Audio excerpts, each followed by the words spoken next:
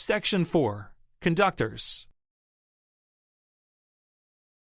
It is your responsibility to understand and apply all requirements of the Canadian Electrical Code Part 1, including those not addressed in the training.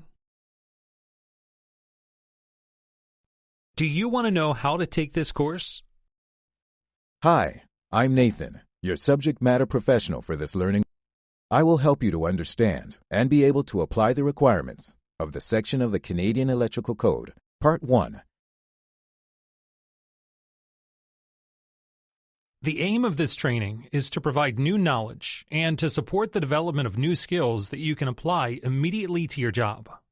The purpose is why you are taking this learning.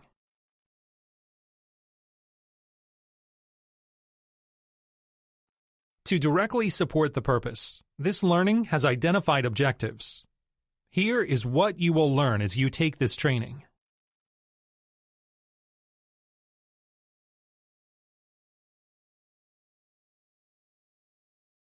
This training is divided into topics. These topics build on each other, so a best practice is to review them in the order they are presented.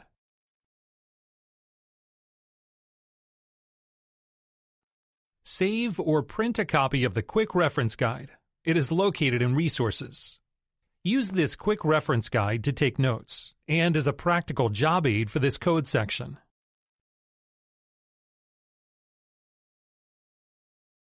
Section 4 References, IEEE 835, IEEE Standard Power Cable Ampacity Tables. If you are unfamiliar with those calculation methods, you may want to get a copy of that standard.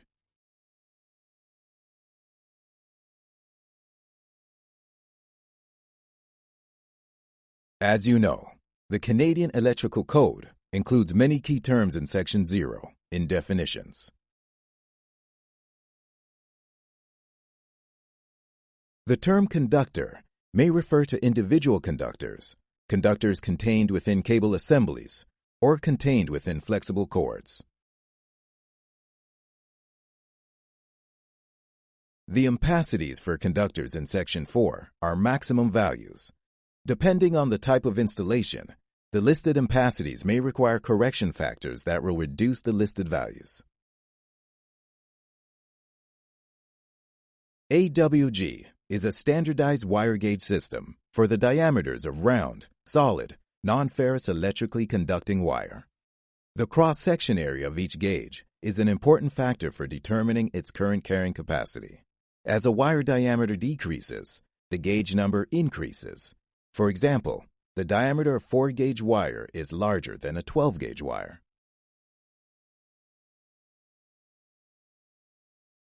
For neutral and identified, all white or gray conductors can be described as identified conductors. But not all white or gray conductors are neutral conductors. A neutral conductor carries the unbalanced load in the case of a normally balanced circuit. See Rules 4, 0043, and 4. By definition, a neutral conductor of a circuit requires at least 3 conductors in that circuit. However, in the trade, the term neutral conductor is commonly applied to the conductor of a 2-wire circuit that is connected to a conductor grounded at the supply end. Take care in the use of neutral conductor when applying the code.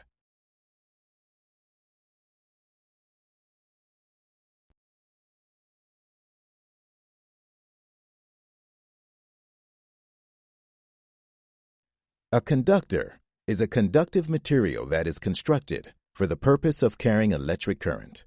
These include bare, covered, and insulated conductors.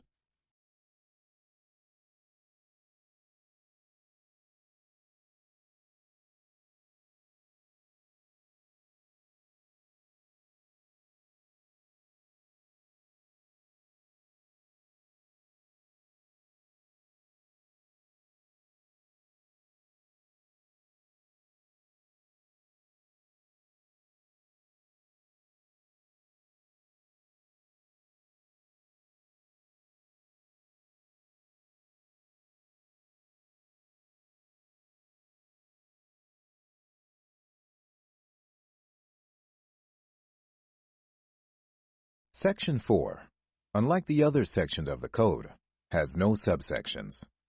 The rules are logically arranged by conductor type to easily find requirements. Wire and cable are covered by rules 4-004 to 4-008. Flexible cord is in rules 4-010 to 4-012. Requirements for equipment wire are in rule 4-014. Neutral and identified conductors are in rules 4-016 to 4-030. Requirements for the colors of conductors are in rule 4-032. And, lastly, requirements for portable power cables are in rule 4-034.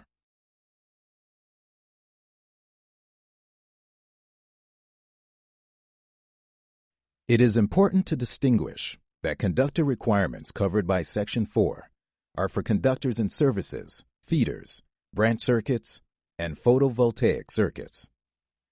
The first photo shows load of consumer service conductors at the load end, termination at consumer service box. The second photo shows a line-side connection to the supply authority's conductors. The illustration shows circuit identification. The Appendix B note to Rule 4-000 also includes the requirements for branch circuits for lighting, appliances, power supply circuits, as well as flexible cords and equipment wires. The requirements of Section 4 do not apply to conductors for other purposes, such as grounding and bonding, unless specified in the code.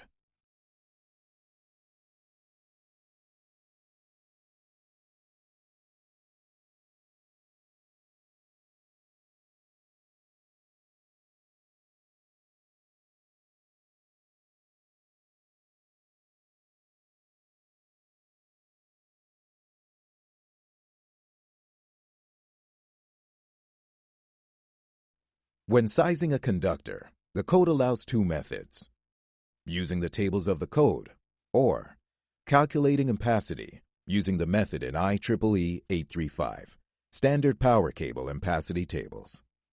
However, you must use the method described in IEEE 835 for determining the ampacity of conductors, number 1 gauge and larger, when direct buried or installed in raceway that are direct buried, as well as nickel or nickel-clad conductors. In this module, you'll learn how to size a conductor using the tables of the code.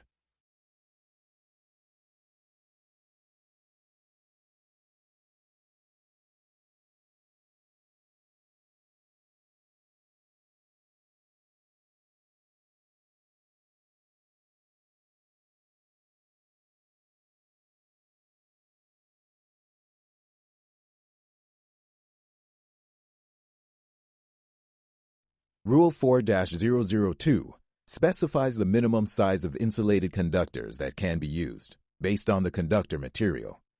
As you can see, insulated conductors shall be not smaller than number 14 gauge when made of copper, and not smaller than number 12 gauge when made of aluminum. An exemption to the minimum size restriction is allowed for flexible cord, equipment wire, control circuit insulated conductors, and cable.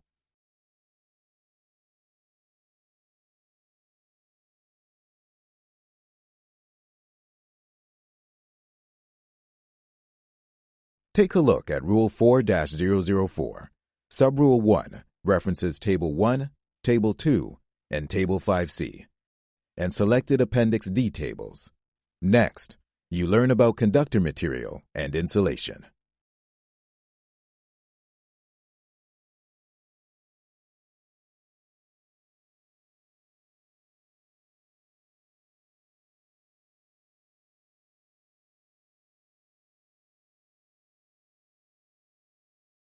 Before you can apply Section 4 requirements, you need to know and understand the foundational and physical design for conductors. Conductors can be bare, covered, or insulated. The purpose of insulation is to separate the conducting surfaces by a dielectric material, poor conductor of electrical current, or airspace. The insulation has a degree of resistance to the passage of current and to disruptive discharge that is sufficiently high for the condition of use in order. Wire and cables consist of a conductor, or a group of conductors, made of a material that is either solid or concentrically stranded. What are the common cord designs, and when are they used? Flexible cord is used at voltages up to and including 750 volts. Conductor material is bunch-stranded, which is when the strands of the wires are twisted together without a predetermined pattern. Flexible cord is used when flexibility is required, or to minimize vibration transmission, or to allow movement of electrical equipment during its operation. Equipment wire is either solid, concentrically stranded, or bunch-stranded. Its insulation is not designed for exposed field installation. Equipment wire is intended for the internal wiring of electrical equipment, such as the leads of transformers, motors, etc., and for luminous tube signs and ignition systems. Portable power cable is flexible cord that is used at voltages over 750 volts. Similar to flexible cords, portable power cables are normally used in applications where the cables are subject to frequent flexing and where installation is in accordance with CSA M421, use of electricity in mines, and/or the Canadian Electrical Code Part 1.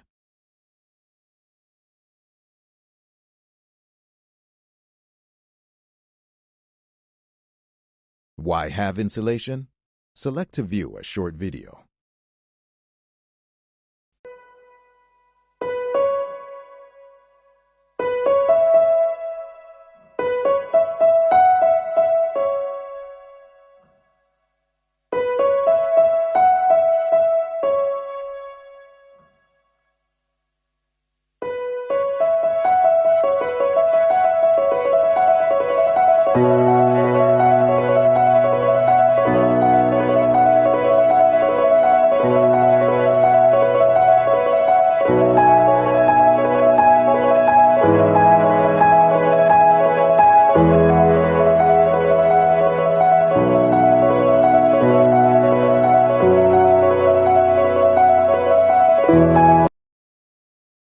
Disruptive discharge is a sudden and large increase in electric current through an insulating medium, caused by failure of the insulating medium under electrical stress, voltage surges. Insulation on a conductor and the sheath of a conductor is designed and tested to withstand the stresses of field installation and conditions of use that it has been certified to.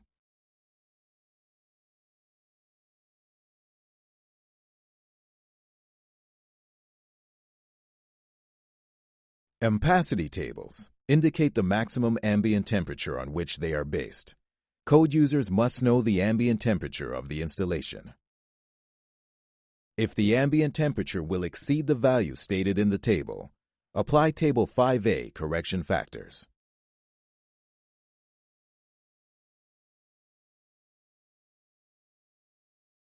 Ampacity tables indicate the maximum ambient temperature on which they are based.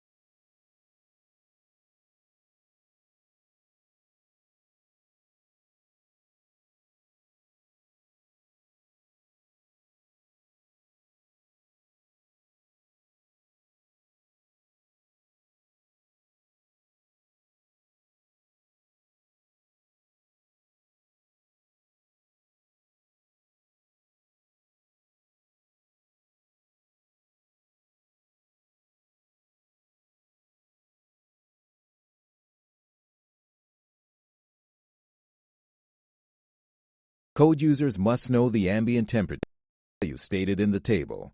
Apply Table 5A correction factors.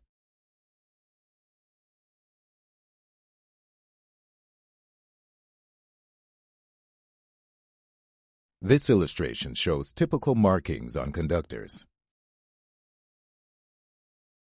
Manufacturer's name and registered trade name.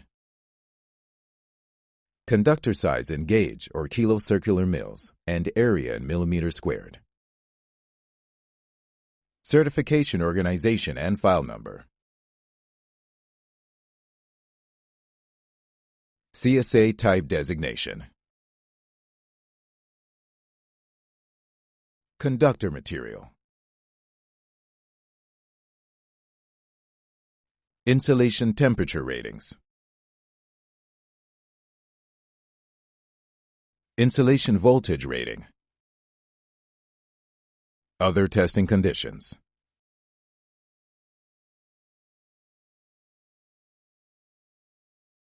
This illustration shows typical markings on cables. Manufacturer's name and date of manufacture by month and year. Certification organization and file number. Conductor size in gauge or kilocircular mils, and area in millimeters squared. Conductor material. Number of insulated conductors in the cable.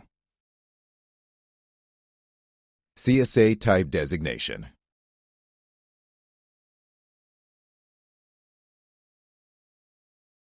Insulation temperature ratings.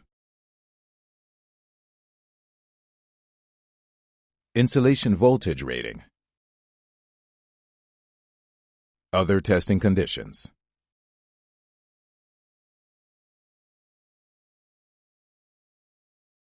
Temperature rating is the maximum temperature the insulation on a conductor is capable of being subjected to from the following sources: the ambient temperature surrounding the conductor, the temperature of the surface it is in contact with, the temperature of the conducting material due to the flow of current, and the temperature of the termination.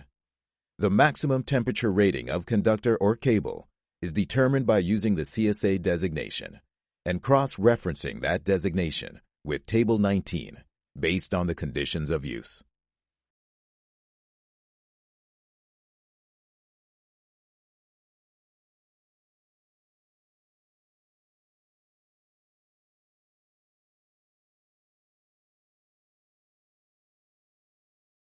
The low temperature marking on conductors indicates compliance with a test at that temperature, as specified in the product standard, but does not guarantee safe installation at that temperature.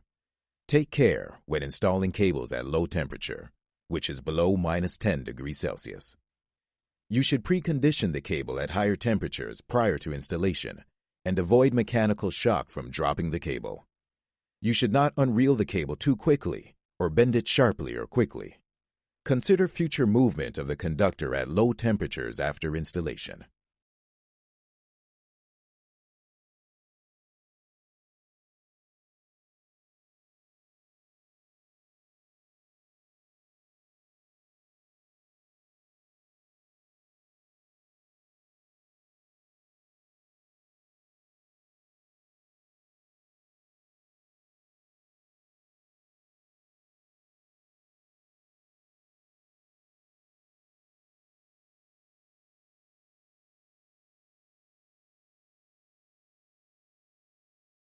Voltage rating is the maximum RMS or effective value of voltage that the insulation has been designed and tested to be connected to, while maintaining its insulation characteristics, free from short circuits and from grounds.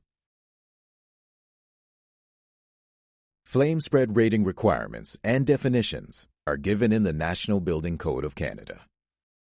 Rule 2-130, however, requires that insulated conductors and cables installed in buildings are to meet the flame spread requirements of the National Building Code of Canada or local building legislation. Next is more information on flame spread ratings.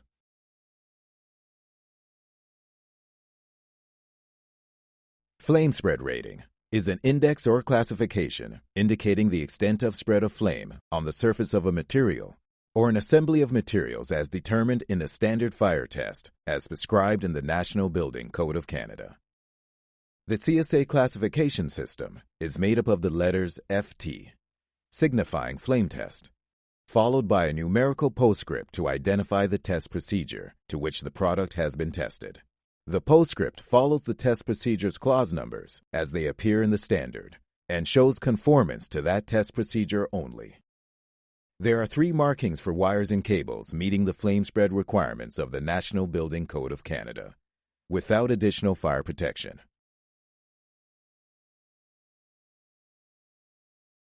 FT1 are wires and cables suitable for installation in buildings of combustible construction.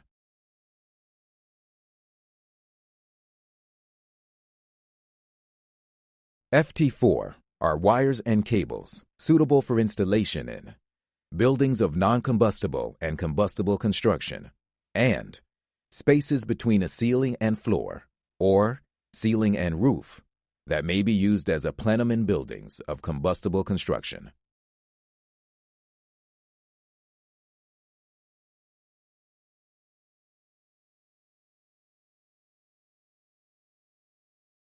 FT6 are wires and cables suitable for installation in buildings of non-combustible and combustible construction, and spaces between a ceiling and floor, or ceiling and roof, that may be used as a plenum in buildings of combustible or non-combustible construction.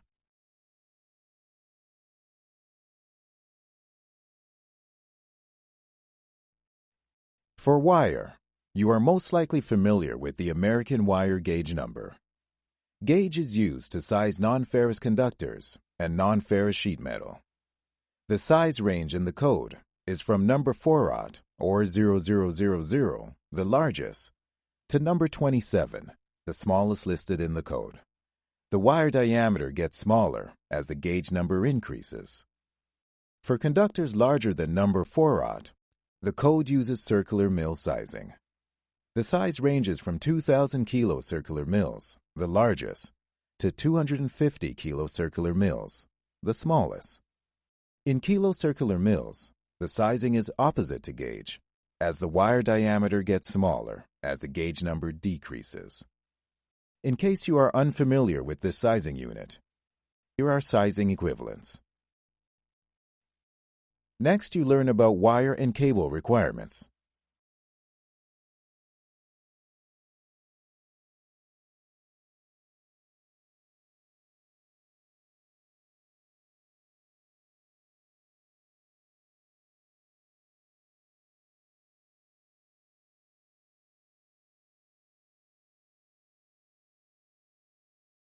Here are wire and cable requirements in Rule 4-004.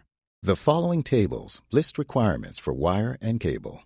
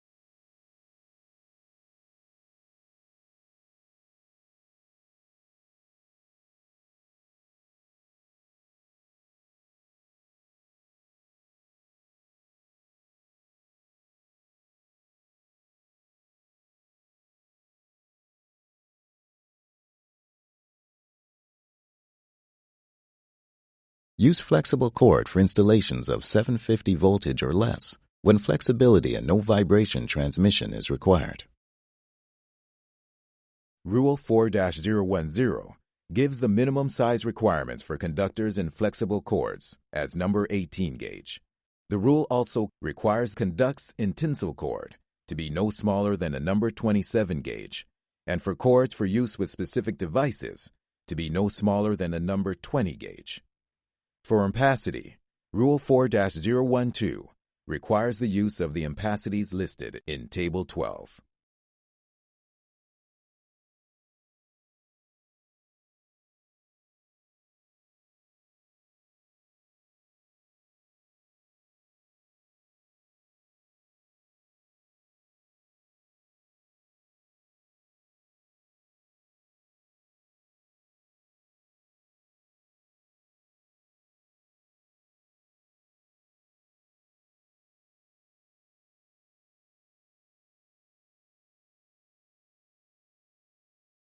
Temperature rating is the maximum temperature the flexible cord is capable of being subjected to. Sources includes the ambient temperature surrounding the conductor, the temperature of the surface it is in contact with, the temperature of the conducting material due to the flow of current, and the temperature of the termination.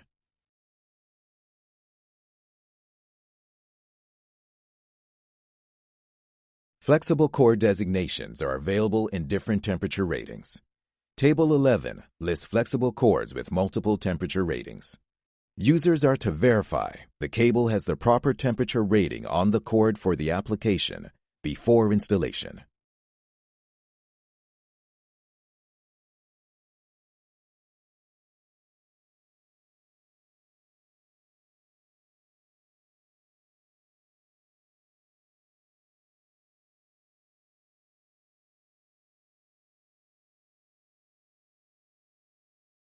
The low temperature marking on conductors indicates compliance with a test at that temperature, as specified in the product standard, but does not guarantee safe installation at that temperature. See Rule 12-4023B for the requirements on flexible cords at low temperatures, which is below -10 degrees Celsius. The Appendix B note to Rules 12-1021 and 2 lists recommendations for handling or installing temperature -10 degrees Celsius or lower. You should precondition the cable at higher temperatures prior to installation and avoid mechanical shock from dropping the cable, and you should not unreel the cable too quickly or bend it sharply or quickly.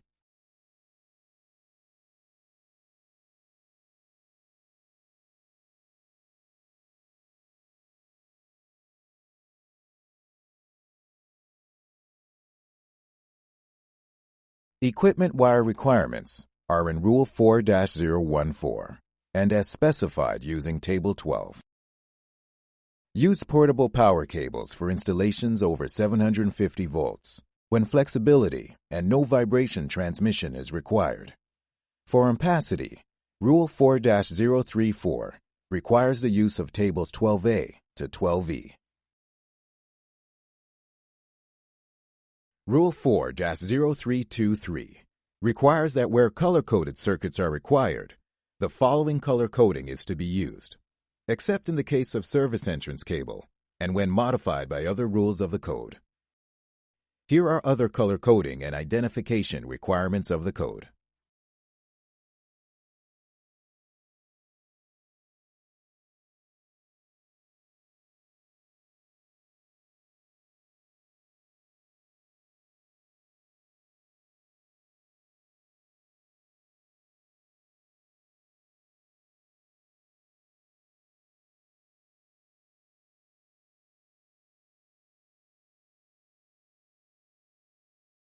In some installations, a delta connection secondary is grounded to supply single-phase lighting and similar loads, in addition to polyphase loads. As a result, one phase has a higher voltage to ground than the other two phases. Rule 4-0324 requires that this phase be designated as Phase A and the conductors be colored red.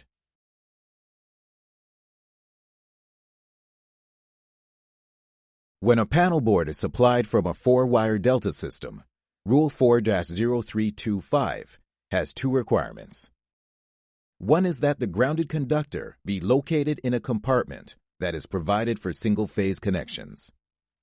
The other is that the phase conductor having the higher voltage to ground, Phase A, be suitably separated from the barriered single-phase compartment. When the identified grounded or neutral conductors are number 2 gauge or smaller, the identification must be continuous along the entire length of conductor. Identification can be white or 3 white stripes along the entire length. Subrule 4 allows multi-conductor cables, where the identified conductor can be identified using paint or another suitable means such as white-colored tape or heat shrink tubing. This is to be done where the conductors of the cable are accessible and visible, and the markings must not cover the manufacturer's numbering.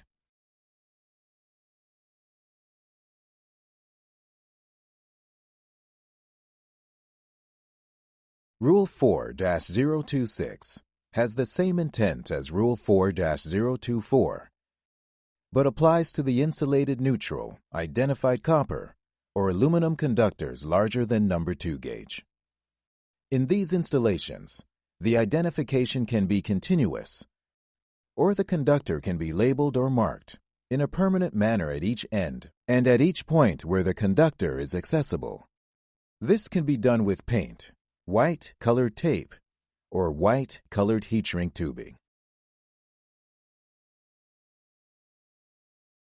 Identified conductors shall not be used as a conductor where identification is not necessary, such as one of the phase conductors, for example. Rule 4-030 Subrule 1 excludes armored cable, aluminum and copper sheath cable, and non-metallic sheath cable from this requirement when the identified conductor in these cable assemblies is made unidentified by with paint, color tape, heat shrink tubing, or other suitable means. This must be done wherever the conductor is accessible and visible outside the outer sheath. Subrule 2 allows the identified conductor not to be unidentified when part of these cable assemblies, if the conductor is used as part of a single pole, 3-way or 4-way switch loop. The requirement is that an unidentified conductor is the return conductor.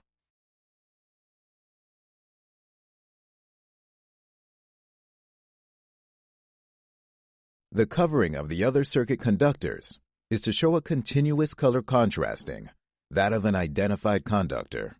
However, in the case of flexible cords, where the identified conductor is identified by a raised longitudinal ridge, the other conductor shall have no ridges. Free air-rated single conductors, or single conductor cables, are installed so that there can be unrestricted passage of air around the conductors. This dissipates heat buildup when the conductors are conducting electrical current. The space required for unrestricted or free movement of air around the single conductor or single conductor cable is determined by using the outside diameter of the single conductor or single conductor cable. You can then determine the minimum distance from adjacent conductors or surfaces other than the supporting surface.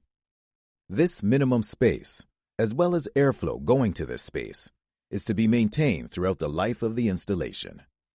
Due to the free movement of air around these conductors or cables for cooling purposes, the code allows these conductors or cables a significantly higher ampacity rating, approximately 50% higher.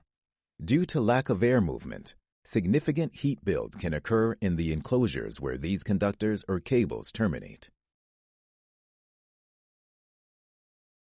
In these installation methods, the heat dissipation from the insulated conductor is restricted by the installation of an additional layer of material, metallic or non-metallic covering, sheath or jacket, or the surrounding earth when buried. The lack of air movement for cooling purposes and the addition of other heat-producing conductors without the free movement of air around each for cooling purposes can increase the conductor's or cable's temperature. To prevent damage to the insulation on the conductors and premature failing of equipment due to breakdown caused by the buildup heat, the code reduces the ampacity rating of these conductors.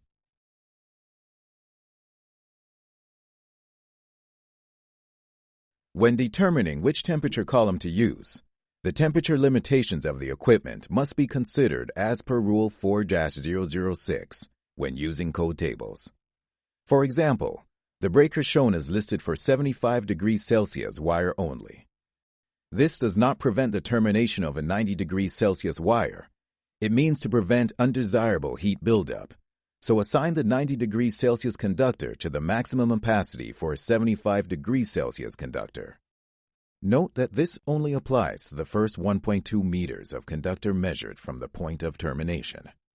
Conductors not terminating within 1.2 meters are assigned the temperature rating corresponding to the CSA designation of the conductor's insulation.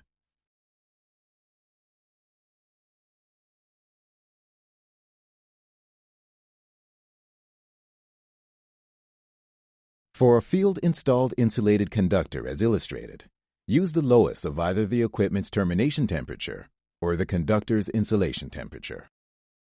In the example shown, the conductor beyond the first 1.2 meter of conductor coming from the termination is sized as a 75 degrees Celsius conductor based on the conductor temperature rating.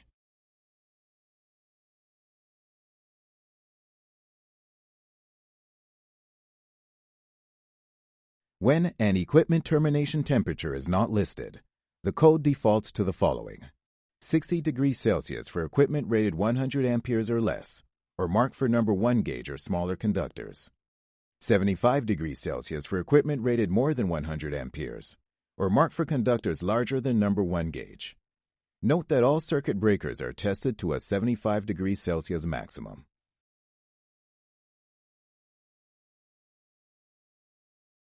There are 6 steps to determine which installation temperature column to use.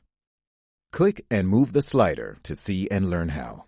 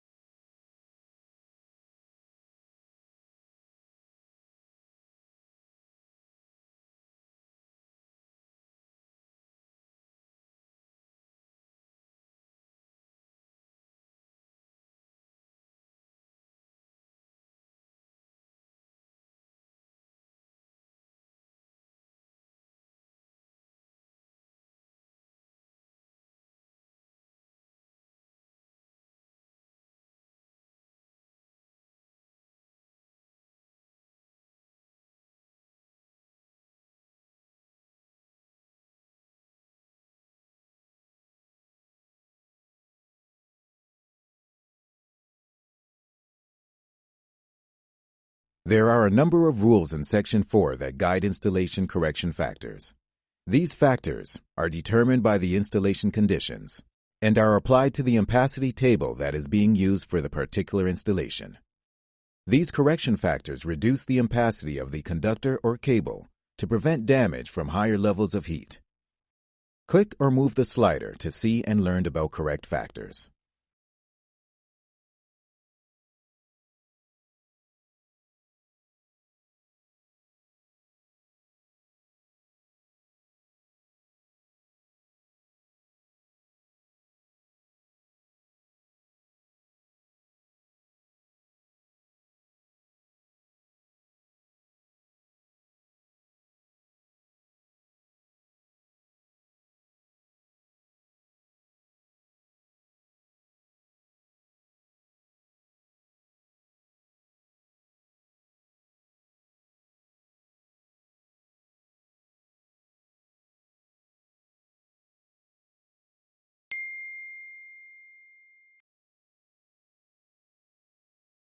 Time for a scenario.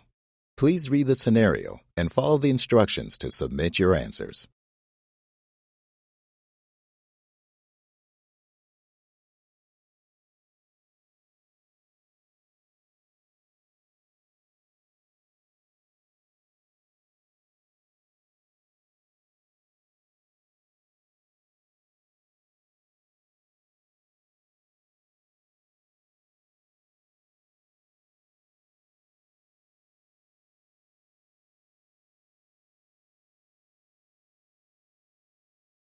For medium voltage cables, shielded cables are rated 5 kV to 46 kV.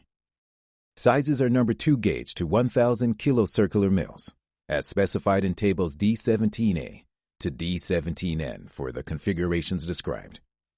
The conditions are described in table D17 or as calculated by IEEE 835 calculation method. Next is an example of how to size a conductor. In the practice, you are given a scenario with some information already identified. You use code requirements to determine additional information to size the conductor correctly. There are a total of 6 steps. Ready to get started? Step 1 is to identify the table of the code to use. There are 4 pieces of information you need for this step. Do you have enough information from the scenario to complete step 1? Review code rules to determine or find other information.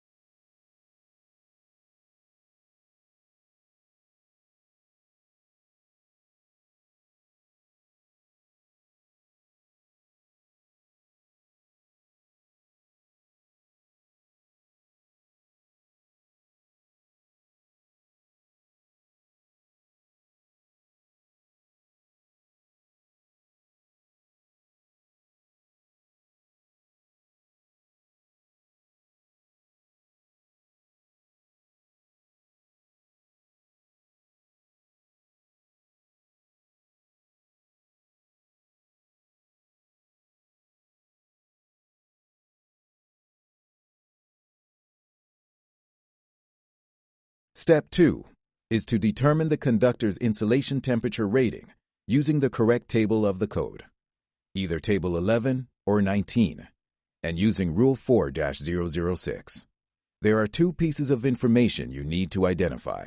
Use the appropriate table and Rule 4-006.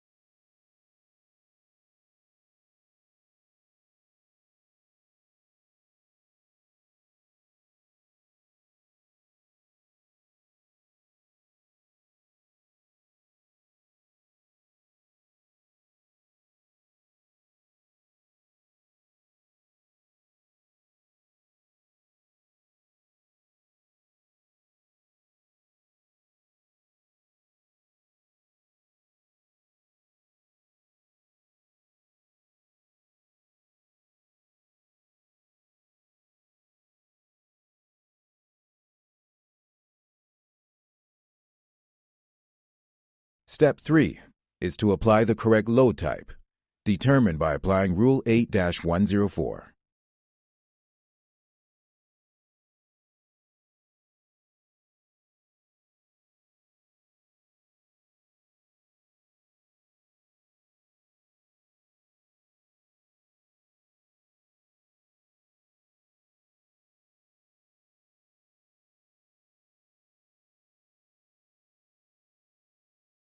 Step 4 is to determine any installation correction factors.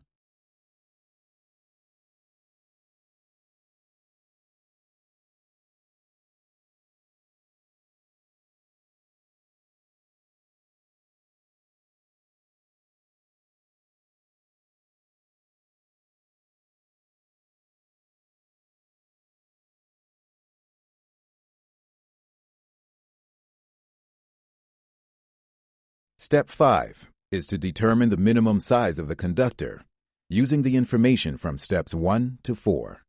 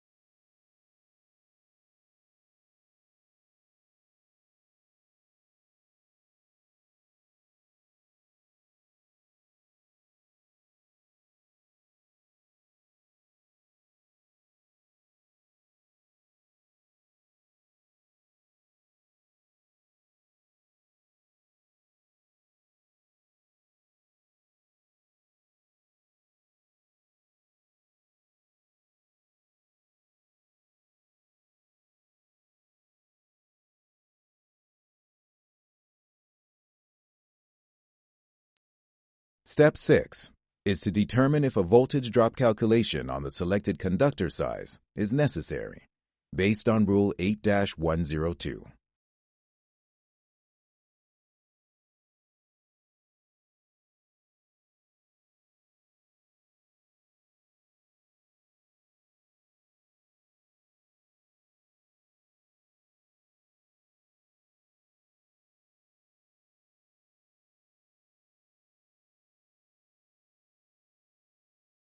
Time for a scenario. Please read the scenario and follow the instructions to submit your answers.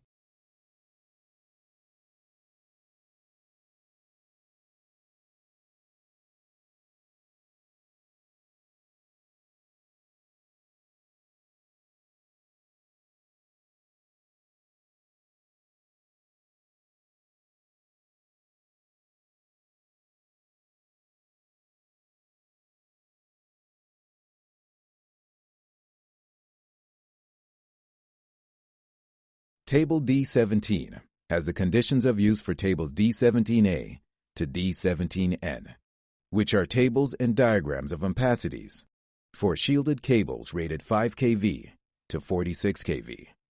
The ampacities listed in cables D17A to D17N are valid only for the configuration shown and the conditions specified in table D17.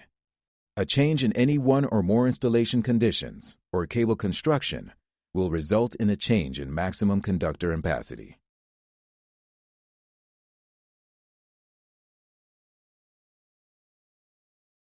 Click each box to learn more.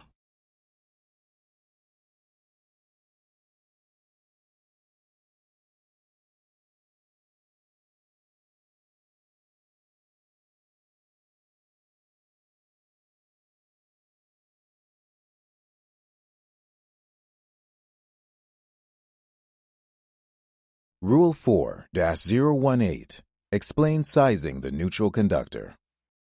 The neutral must have sufficient ampacity to carry the unbalanced load. The maximum unbalanced load is considered the maximum connected load between the neutral and any one ungrounded conductor. In this example, we see 320 amperes of single negative phase loads on L1 and 360 amperes of single negative phase loads on L2. Under ideal conditions, the unbalanced load is 40 amperes.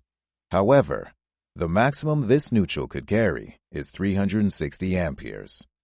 Thus, a neutral conductor capable of carrying 360 amperes would be required.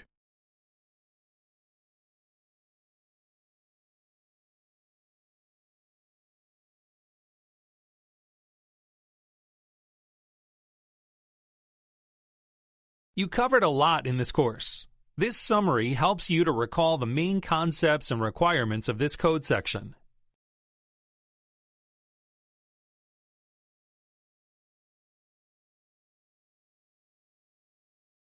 You have now completed the learning on the main concepts and requirements of this code section. Next, you will take the open book quiz through the link on the course page. Click Close to exit and then start the quiz.